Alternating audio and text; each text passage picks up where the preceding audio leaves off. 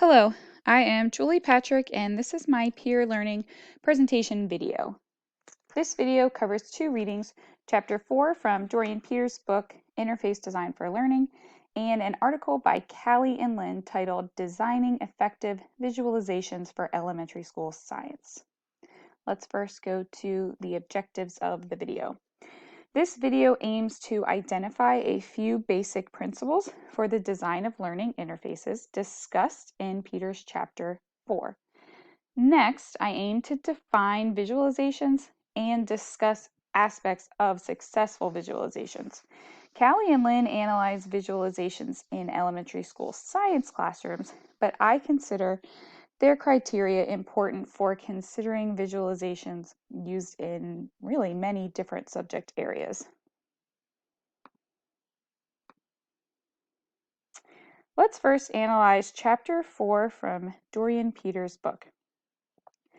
I chose to analyze 5 principles that I felt were extremely important to my audience, or important for my audience to consider. Considering that my audience is all teachers enrolled in a graduate program that has a focus on using technology in the classroom. Before we begin, I want you to consider how you decide which interfaces are or are not worthwhile for your student. As you go through and practice with the interface yourself, what makes you decide for or against the use of this interface? Keep those ideas in mind as we look at some of Peter's principles.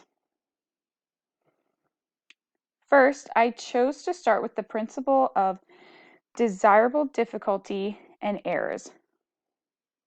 When we teachers design any lesson, we incorporate a level of difficulty, so we challenge our students. We know that our students won't progress without being challenged. The same applies for interface design. Students should be challenged, so they must think for themselves. But we know it should be at a level they can handle. So some ideas that Peters offers is deliberate slowness of the interface, obviously, as I mentioned, appropriate challenge or desirable difficulty, even productive failure can be techniques that we use to challenge our students in a way that they can still progress and learn.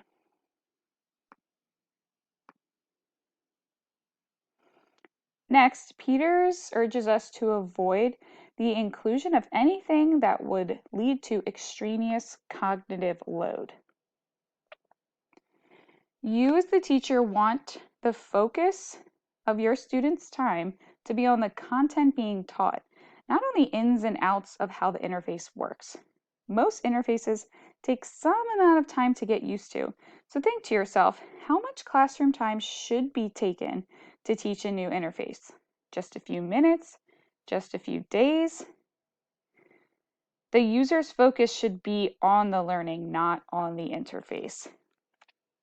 For me personally, this past year, College Board rolled out a new site called AP Classroom. I teach AP Statistics, so I was very interested in using this site. I quickly found that the interface is extremely difficult to maneuver, and my students continued to struggle with navigating the site even after weeks of use. To me, it became apparent that students were not able to learn content from the site because they became too focused on simply navigating the site. I opted to stop using that site entirely because of how difficult it was for the students to maneuver.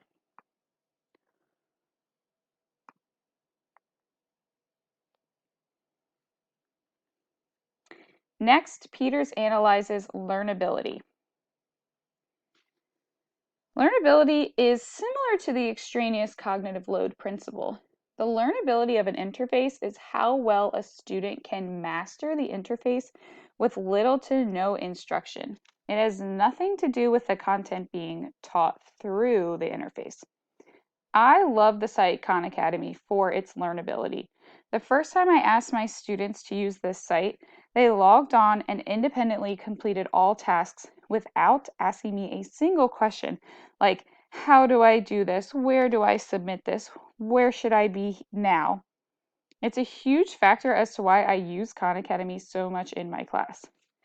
Think for yourself, what interface do you love because students can easily progress through without really much or any direction at all? Consider why you like and what makes that interface so special as we take a look at the last two principles.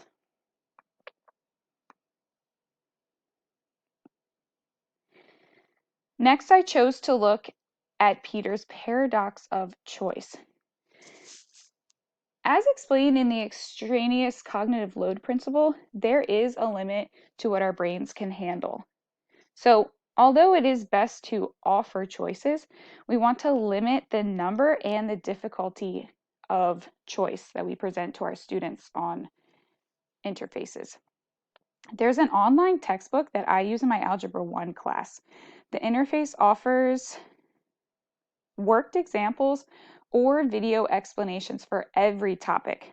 However, the students are not even required to use either to progress through the lessons. I find that my students feel in control of their learning, but reassured that there's an option for additional help if needed because of these choices. I believe it helps them feel more confident in being able to teach themselves the new content. They know that they have the choice there, but they can also skip it if they are feeling as though they have mastered the content without it.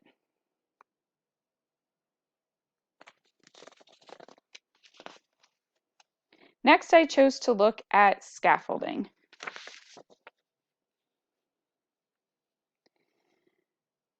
The use of scaffolding in the design of an interface can be very important.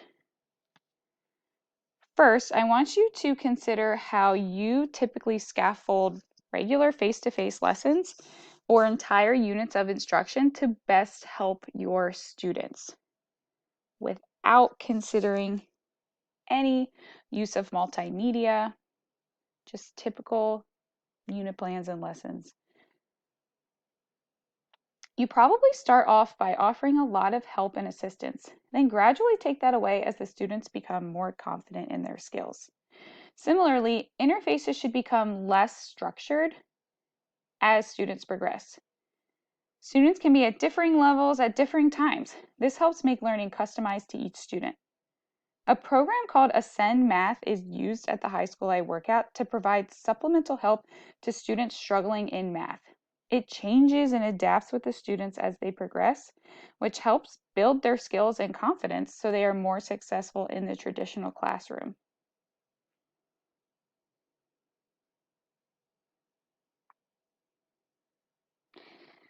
Next, let's take a look at Callie and Lynn's article, Designing Effective Visualizations for Elementary School Science. Callie and Lynn really expanded on 4 meta principles that visualizations should follow. They should make thinking visible, make science accessible, help learners learn from each other, and promote autonomous lifelong learning. Callie and Lynn analyzed visualizations in a science classroom, but as we continued to discuss key points from their article, ask yourself, would visualizations benefit students in other subject areas as well? Possibly specifically the subject areas that you yourself teach?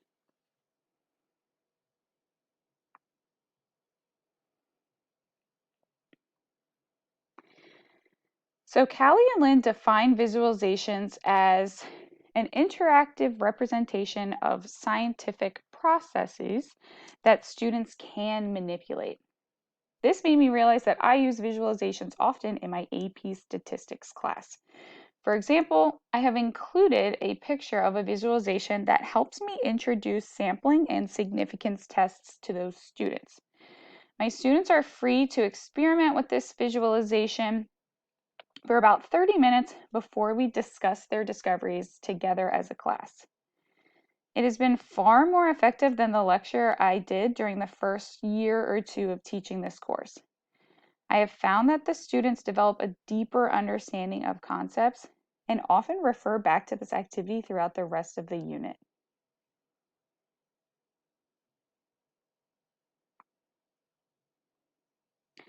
Next, I decided to take a look at how Callie and Lynn define successful visualizations. When I was reading about how they define successful visualizations, I saw a lot of parallels among their list and Peter's principles in chapter 4. Callie and Lynn found that successful visualizations reduce visual complexity. This reminds me of Peter's principle of extraneous cognitive load. We shouldn't be making these visualizations any more extravagant than they need to be. Next, they ask us to scaffold the process of generating explanations. Just as Peters discussed scaffolding, Callie and Lynn found it important to scaffold the visualization so students across the classroom develop the same set of shared ideas and understanding. So even though they are working independently with this visualization, they're all kind of working to a common goal that can help the teacher focus in on their objectives. Next, they ask us to support student-initiated modeling of complex science. This helps students make their own connections about how different concepts can relate to each other instead of just being told. Lastly, they ask us to use multiple linked representations. This, to me, was similar to the paradox of choice. Choice and differentiation is important for students to make connections that are the most meaningful to themselves.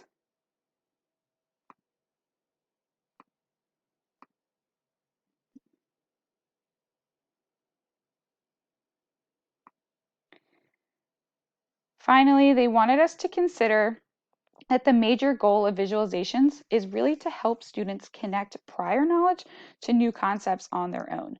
Less direct instruction from the teacher, more manipulating things themselves to really build on any of their prior knowledge. Secondly, in order to be effective, visualizations need to be carefully designed. This leads me to my overall summary